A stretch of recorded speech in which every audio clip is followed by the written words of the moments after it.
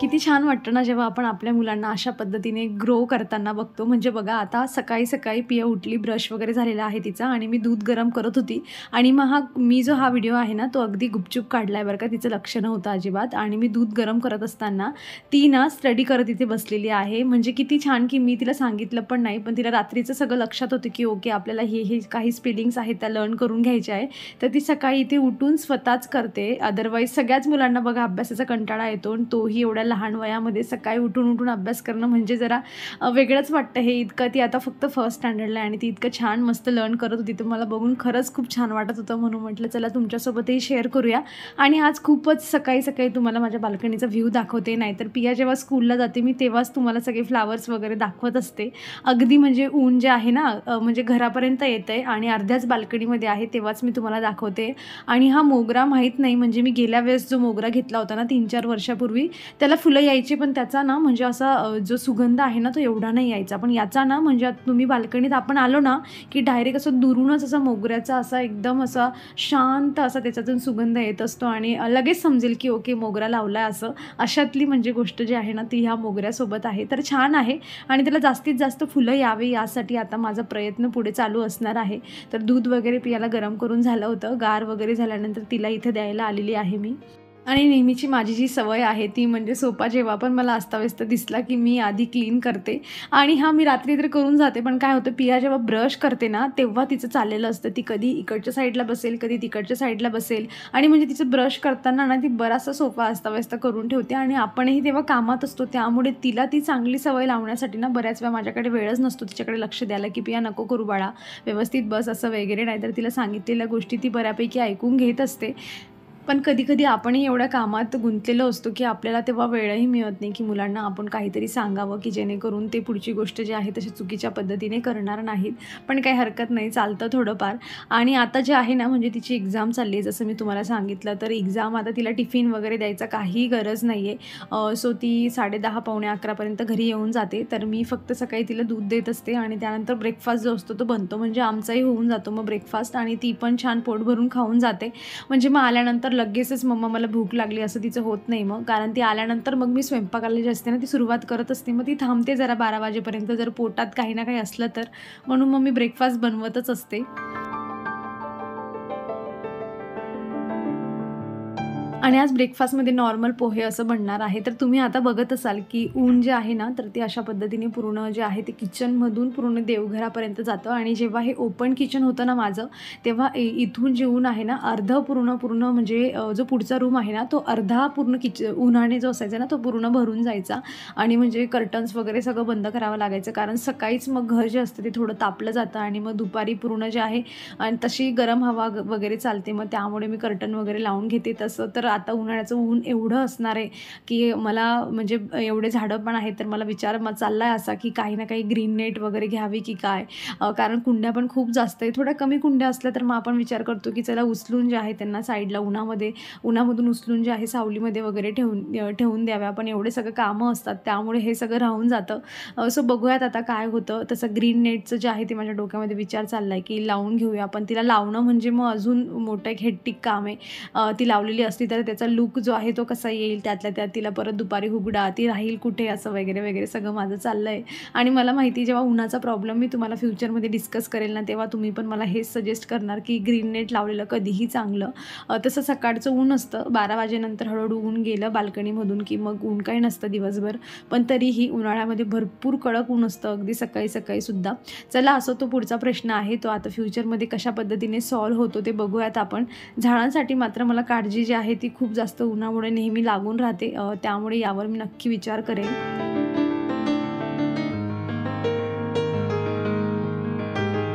PT uniform असला ना की मग पियाला तिला कपडे वगैरे घालून द्यायची काही गरज पडत नाही. मी फक्त स्वयंपाक करता पटापट वर कपडे काढून ठेवलेले असतात नाहीतर मग बॉक्समध्ये ठेवलेले असतात ते आपल्या आप घेऊन घेते आणि मग तशा ती घेऊन घेते आणि मग घालून घेते. पण जेव्हा तिला हा युनिफॉर्म घालायची वेळ येते ना तेव्हा जरा मला तिला हेल्प करावी लागते. कारण बटन्स वगैरे मुलांकडून काही लागत नाही.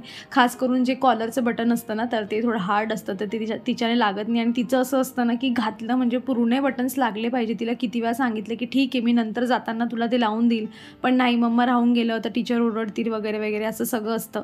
आणि तिचे हेअर कोम करणं म्हणजे एवढा मोठा स्ट्रगल आहे माझ्यासाठी. आणि मी तिला कधीतरी वैतागून म्हणते सुद्धा की पिया आपण तुझे जे आहेत ना हेअर थोडे कमी करून घेऊया, तर नाही म्हणजे नाहीच म्हणते. आता तर भावाच्या लग्नाला जाताना थोडं ट्रिम करायचा माझा विचार चालला होता, तिने मला ते पण नाही करू दिलं की तू माझी केसांची ट्रिम करता करता तू मम्मा हाईट कमी करून टाकते, मला खूप लॉंग हेअर करायचे. सो जेव्हा आम्ही मुंबईहून आलो होतो ना घरी, किंवा मुंबईचं लास्टचं जर तुम्ही तिथून मला फॉलो करत असाल तर तिचे केस जे होते ना भरपूर लांब होते. म्हणजे 2 पोणी घातल्यानंतर वेणी घालून द्यावी लागायची, तरच मग टीचर जे आहे तिला काही बोलायचे नाही. फक्त पोणी घातली तर खूप लाँग पोणी यायची तिची, एवढे मोठे हेअर होते. आणि तिचे कर्ली नाही आहेत, स्ट्रेट आहेत बऱ्यापैकी, त्यामुळे हाईट थोडी पण केस वाढलेत की ते लगेच दिसून उठतं की केस खूप मोठे झाले आहेत असं, आणि वाढ पण खूप जास्त आहे. चला बोलता बोलता इथे पोणी घालून मात्र माझी झालेली आहे. पण ना कधी कधी असला वैताग येतो ना मुलांचा, म्हणजे आपण इतक्या मेहनतीने, एकतर मला तो मधला भाग जमत नाही, मी कसं बसं तिला घालून द्यायचा प्रयत्न करते, तिचं चाललेलं असतं मम्मा इथून होडलं जातं आहे तिथून होडलं जातं आहे. म्हणजे कळतं आपल्याला ह्या गोष्टी रिलेटेबल असतात. आपले ही लॉंग केस असतात, कधी कधी अगदी कुठला तरी एक बारीक केस होडला जातो आणि मग तिथे असं इचिंगसारखं होतं, आपण तो जुळा खोलून परत घालत असतो. पण मुलांची सांगण्याची पद्धत, त्यातल्या त्यात आता बघा मी पोहे ठेवून आलेली आहे तिकडे गॅसवर, तर ह्या सगळ्या गोष्टी असतात ना, तेव्हा खूप जास्त इरिटेट होतं की ठीक आहे थोडं ॲडजस्ट कर वगैरे वगैरे म्हणून. पण ती पिया आहे आणि मुलं आहेत ते कुठे ऐकणार आहे, शेवटी त्यांच्या मनासारखं केल्याशिवाय त्याला म्हणजे उत्तरच नसतं काही. आणि पण वैताग येणं काय असे ना, त्या गोष्टी करून द्याव्या लागतात. आणि चला आता तिची जायची वेळ झालेली आहे, सो एक्झाम चालली म्हणून जरा एक्स्ट्राचं तिला जे आहे ना पॅम्पर वगैरे मला करावं लागतं की all the best all the best. मला असं वाटते की ती पूर्ण जाईपर्यंत मी तिला 20 ते 25 वेळा ऑल द बेस्ट म्हणत असेल तरीही तिचं मन भरत नाही. आणि ती खालून पण सांगते मम्मा ऑल द बेस्ट बोल मला तू असं म्हणून. तर चला हे सगळ्यांसोबतच होत असतं, सगळ्यांचीच अशीच परिस्थिती चालली आहे, सगळ्याच मुलांची जे आहे ती एक्झाम वगैरे चाललेले आहेत. आणि आता बघा ती पार्किंगमध्ये आहे, इथून पण माझं तिला बोलणं चाललं आहे की all the best bye, all the best bye.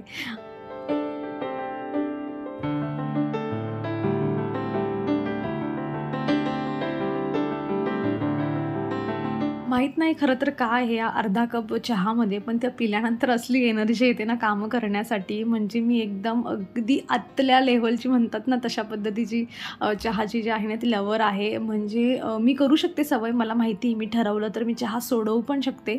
पण मला असं वाटते की कुठल्या ना कुठल्या मनुष्याने जे आहे ते थोडं हौशी राहिलं पाहिजे. आणि हा मनुष्याचा वर्ड आहे ना ॲक्च्युली तो रामायण महाभारतपासून आला आहे बरं का. म्हणजे करोनामध्ये जे रामायण आणि महाभारत सगळं जे काही बघितलं आहे ना तेव्हापासून, म्हणजे मूर्ख मनुष्य असं बोलणं की काय मनुष्य यार तू असं जे बोलणं ना, तिथून तो अगदी डोक्यात राहिला आहे. आणि ते मनुष्य माझं म्हणून माणूस हा शब्द तोंडात येत नाही आणि नेहमी मनुष्यच येतो. तर तुम्ही समजून घ्या, कारण मी किती वेळा प्रयत्न केला ना की मला 2-4 मागे कमेंट पण आल्या होत्या की मनुष्य, अरे बापरे. सो अशातला आहे फक्त तो भाग, आणि सवय होऊन जाते तर मग मोडणं जरा अवघड जातं, जसं चहाचं झालेलं आहे. तर मी चहा ठेवून आली आणि म्हटलं सकाळी सकाळी खूप जास्त अगदी चटकेदार ऊन यायच्या पहिले आपल्या झाडांना पाणी घालून देऊया. जी मोठी मोठी झाडं आहेत ना माझ्याकडे, म्हणजे फुलांची वगैरे, जास्वंद किंवा मोगरा आहे, मी काल परवाच्या दिवशी जे होतं ना म्हणजे बनानाचं जे साल असतं ना ते पाण्यात भिजवत टाकलं होतं. आणि आधी एक जगमध्ये ते पाणी जे होतं ते डायल्यूट करून आणलं मी, आणि ते जे आहे पहिले मोठ्या मोठ्या झाडांना मी सगळ्यांना देऊन दिलं. आणि मग आता नॉर्मल जे पाणी आहे ना तर मी तेच नॉर्मल झाडांना देते. तर नेहमी बघा असंच करायचं असतं की तुम्ही दाळ तांदूळचं पाणी आहे ते तुम्ही भिजवत 2-4 दिवस जे आहे ते एका डब्यामध्ये झाकून ठेवा, मग तुम्ही त्याच्यामध्ये एक्स्ट्राचं पाणी टाकून जे आहे ते तुम्ही डायल्यूट करून देऊ शकता. आणि एक सोपी आणि सरळ जर गोष्ट सांगायची म्हटली ना तर ढेप मिळते ना ज्याला मस्टर्ड केक म्हणतात, ती तुम्ही आणा, 2 दिवस पाण्यात भिजवा आणि ते पाणी जे आहे त्यामध्ये एक्स्ट्राचं पाणी टाकून तुम्ही सगळ्या झाडांना थोडं थोडं दिलं ना, तुम्हाला मला असं वाटतं की रेग्युलर बेसिसवर देत राहिले तर तुम्हाला कुठल्या दुसऱ्या जास्त फर्टिलायझरची गरजच पडणार नाही. चला असो, सगळ्या झाडांना पाणी टाकते मी. मला जर आधीपासून बघत असाल तर ही प्लेटमधला सगळा सामान बघून तुम्हाला समजलं असेल की मी काय बनवणार आहे. पण नवीन लोकं असतील तर डिटेलमध्ये तुम्हाला सांगते मी. तर मी हेअर ऑइल बनवते आणि बघा मी यामध्ये आधी काय काय टाकलं ते मी तुम्हाला सांगते. तर मी इथे मेथी घेतलेली आहे, तुम्ही प्रमाण कमी जास्त तुमच्या पद्धतीने करू शकतात. आणि त्यानंतर कढीपत्ते घेतलेले आहेत आणि हे जे आहे ना कांद्याचे साल घेतले, सुकलेले घेतले. मी ट्राय केलं आहे की कढीपत्ता पण बऱ्यापैकी सुकलेला आहे. त्यानंतर जास्वंदाचे फुलं असतात ना त्यांच्या अशा पाकळ्या ज्या आहेत त्या मी घेतलेल्या आहेत. ह्या काही सुकलेल्या आहेत, काही काही ओल्या आहेत. सो सुकलेल्याच गोष्टी ज्या आहेत ते घेणं प्रेफर करा. त्याचं पुढे मी सांगते मी तुम्हाला काय होतं जर ओलं घेतलं तर. आणि त्याच्यानंतर जे आहे ना 4-5 लवंग जे आहेत ते आम्ही घेतलेल्या आहेत. कलोंजी असते, म्हणजे ही कलोंजी ना मला असं वाटतं की ऑनियन सीड्स असतात वाटतं हे, तर यालाच कलोंजी म्हणतात. म्हणजे काडी तीळच्या सारखं थोडं दिसत असतं, तुम्ही बघून घ्या. आणि जे मेथीच्या साईडला जे आहे ना तर ती आहे ना ती रोजमेरी लीव्ज आहेत.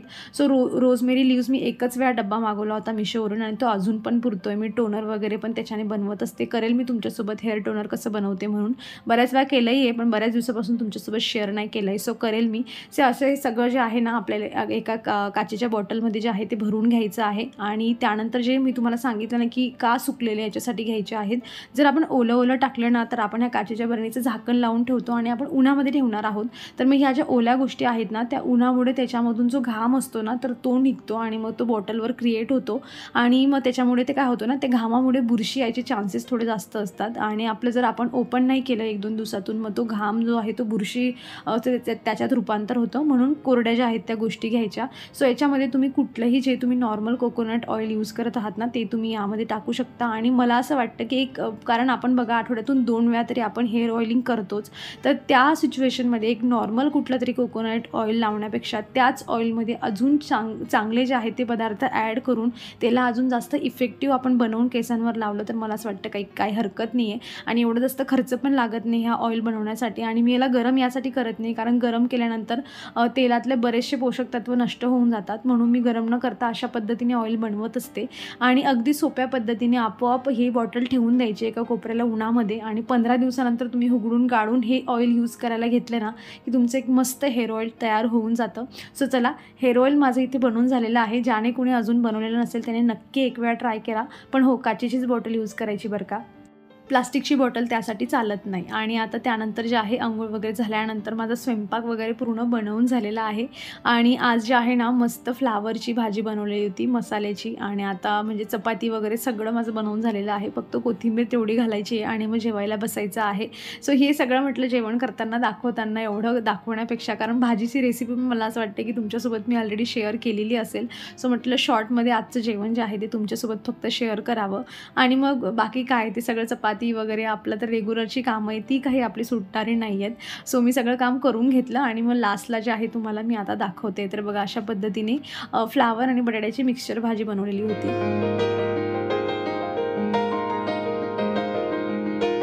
लवकरच मी तुमच्यासोबत ना मिशोचे असे प्रोडक्ट दाखवणार आहेत. काही यूजफुल आहेत, काही गरजेचे आहेत आणि काही म्हणजे हौसेचे आहेत.